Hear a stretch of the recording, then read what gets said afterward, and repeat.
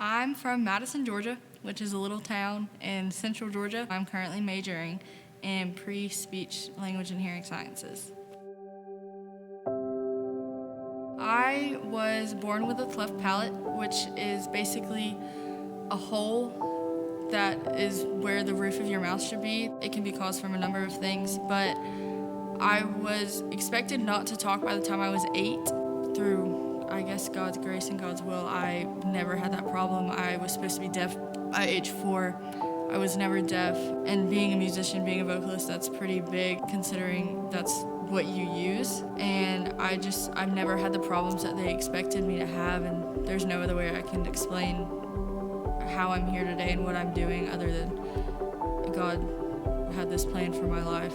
Going to ear, nose, and throat doctors, they don't always understand what you're going through. They just look at the test and they think, well, you're perfect, like you're gonna be fine. But that's not the case. Machines can't pick up on the little things. For instance, I can't breathe out of my nose because of surgery complications from when I was younger. And I just want to be there for those kids and show them, like, hey, you can do whatever you put your mind to. If you're meant to do it, you're going to do it no matter what. And I understand what you're going through. I know what you're feeling, and I'm going to listen to you. And I just think that has a huge impact on people. My name is Jason Blacklock. I used to own an ATM business, and I just recently sold it in December. And now I just get to hang out with my kids right now and just do a lot of fun stuff. When I first bought my business, I had to travel. I was gone Monday through Friday and did not see my kids for about a year and a half growing my business, and it totally affected my relationship with my kids, with Christ, and there was absolutely no joy in my life or my family's life. And so I really had to reevaluate my whole life.